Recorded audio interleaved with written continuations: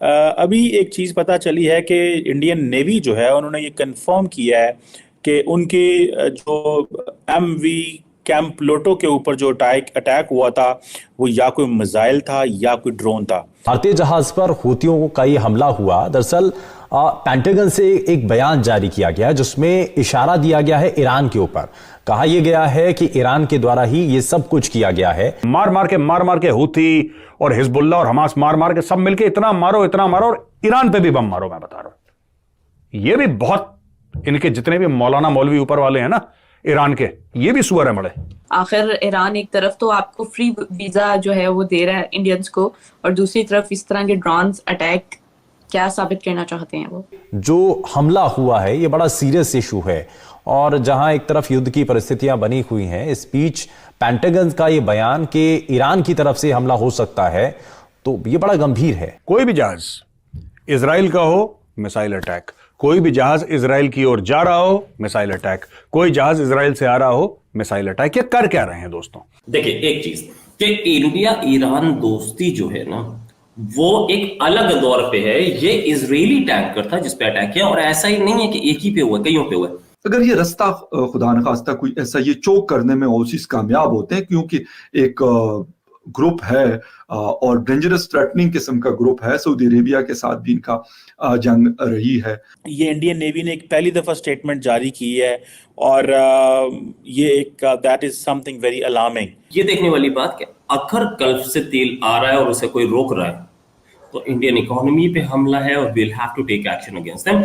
England से जहाज आया मारो बम, जर्मनी से आया मारो बम, कोई भी आया इजराइल के आसपास दहशत फैलाने की, ये इतने से हैं कीड़े मकोड़े कुछ। ईरान का टारगेट इंडिया नहीं है और कतई नहीं होगा, कभी नहीं होगा।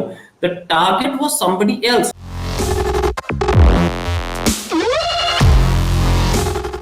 जय हिंद दोस्तों, जागो इंडिया में आपका स्वागत है।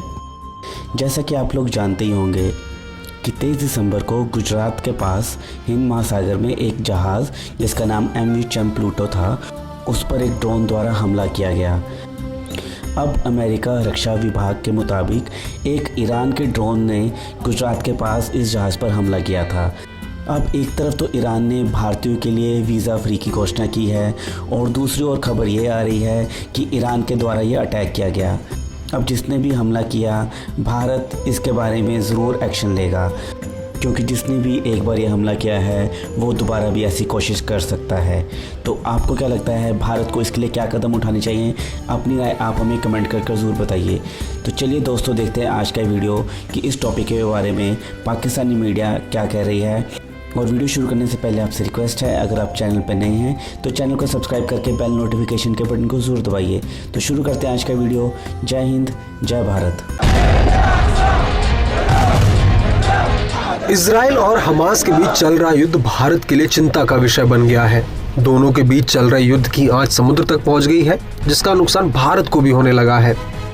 दरअसल ईरान समर्थित हूती विद्रोहियों ने 23 दिसंबर यानी शनिवार को भारत आ रहे जहाज को ड्रोन से निशाना बनाया। अमेरिका के रक्षा विभाग ने दावा किया है, जिसके मुताबिक कैंप प्लूटो नाम के जहाज पर उस वक्त अटैक हुआ जब वो अमेरिका के संपर्क में था। ये अगर हौथीज किसी को शिप को टेक ओवर करना चाहें तो उसके अगेंस्ट ये लोग काम करेंगे। मैं आपको बताता हूं इनको क्या करना चाहिए। आप यहां पे लगाइए 4-5 एयरक्राफ्ट कैरियर, एक भारत का भी लीजिए, 2 अमेरिका के लगाइए, ठीक है, फ्रांस का एयरक्राफ्ट कैरियर लगाइए, यूके का एयरक्राफ्ट कैरियर लगाइए, जितने भी देश हैं जो सपोर्ट कर रहे हैं सबके एयरक्राफ्ट कैरियर लगाइए वहां पे, ठीक है। और यहां से मिशन फ्लाई करके यू कीप ऑन बॉम्बार्डिंग दी हौथीज। इनको मैं बता रहा हूं, इनको प्रसाद चाहिए। पूरी दुनिया गलत तरीके से डील कर रही है। ये लोग क्या डिफेंसिव मोड में आ गए, क्योंकि सबसे बड़ा विक्टिम कार्ड ये लोग प्ले कर देंगे, और हूथीज को आपने मारा, इन्होंने इस्लामोफोबिया का कार्ड प्ले करा। ये फट से कर देंगे 2 मिनट के अंदर, फिर आपके पास कोई जवाब नहीं होगा। फिर आप बोलेंगे यार अब तो मैं फंस गया, अब मैं क्या करूं। ये इस्लामोफोबिया का कार्ड जेब में लेके चलते हैं। क्या नाम है भाई साहब आपका? साहब मेरा नाम रमेश है। लो रमेश, ये पकड़ो card. They are like that. मैं इसलिए आपको बता रहा हूं, इनको ठोको। इनको जब तक आप ठोकते रहोगे ये लाइन पे रहेंगे। ये जैसे हमास वाले हैं ना, इजराइल ने बिल्कुल ठीक करा जो इजराइल हमास के साथ कर रहा है। I am with Israel 100%। Israel should keep on bombarding Hamas locations, specifically Hamas locations. They should keep on bombarding till they finish off Hamas. यही चीज हौथी रेबल्स के साथ। अब 20 देशों की नेवी क्या कर रही है? अब हौथीज कितने हैं? मुट्ठी बराबर। इनको थोड़ी सी मिसाइल शिसाइल मिली कहीं से, इन लोगों ने क्या करा है कि पूरा माहौल बनाया, राइट। ईरान से फंडिंग ली, ईरान से मिसाइल ली, लो टेक्नोलॉजी की मिसाइल, लेकिन हां मिसाइल अगर लैंड करेगी तो मारेगी लोगों को, बर्बाद करेगी इंफ्रास्ट्रक्चर। इन्होंने इस चीज का फायदा उठाया और सबको ब्लैकमेल कर रहे हैं, ग्लोबल ट्रेड को ब्लैकमेल कर रहे हैं ये लोग। और ट्रेड के मामले say that area is very sensitive. अगर अटैक करेंगे तो फिर हम डिफेंसिव कार्रवाई, ये क्या बेवकूफी है यार। अगर अटैक करेंगे उनको वैसे ही ठोक को जाके वहां पे जहां से मिसाइल टेक ऑफ कर रही है वहीं पे मारो। और मैं बता रहा हूं जहां पे आपने मिसाइल मारी ये इन्होंने 4-5 लोगों के घरों के बीच में रख रखा होगा, क्योंकि जब आप वहां पे वापस मारेंगे कुछ इनोसेंट लोग मारे जाएंगे, क्योंकि उनके घर के बगल में होती रिबल्स ने या टेररिस्ट ने रख रखे होंगे अपने मिसाइल्स। फिर ये विक्टिम कार्ड प्ले करेंगे कैमरा वैमरा लगा कि देखो इनोसेंट को मार दिया, इस्लामोफोबिया कर दिया। यही इनका गेम है। क्योंकि पैलेस्टीनियन जैसा विक्टिम कार्ड, बॉस मैं बता रहा हूं, एक नॉर्मल आदमी हमास का झंडा हिलाने लगेगा, अब 2 मिनट पैलेस्टीनियन के साथ बैठ जाएंगे। ये ऐसा ब्रेन वॉश करते हैं अपनी विक्टिम हुड लेकर, रोना बिलखना शुरू, छाती पीटना शुरू कर देते हैं। Very dangerous people Palestinians. एक शिप, ठीक है, जो कि गल्फ से आ रहा था, ईरान ने उस पर ड्रोन अटैक किया है, इंडिया में आ रहा था। क्या कहना चाहेंगे इस न्यूज को देखते हुए? आखिर ईरान एक तरफ तो आपको फ्री वीजा जो है वो दे रहा है इंडियंस को, और दूसरी तरफ इस तरह के ड्रोन अटैक क्या साबित करना चाहते हैं वो? देखिए एक चीज कि इंडिया ईरान दोस्ती जो है ना वो एक अलग दौर पे है। ये इजरायली टैंकर था जिसपे अटैक किया, और ऐसा ही नहीं है कि एक ही पे हुआ, कईयों पे हुआ।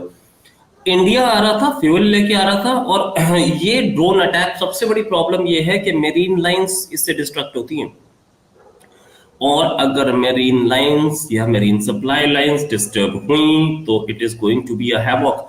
वर्ल्ड में तेल क्राइसिस आएगी, वर्ल्ड पहले ही फूड क्राइसिस है या फूड इन्फ्लेशन से झेल रहा है।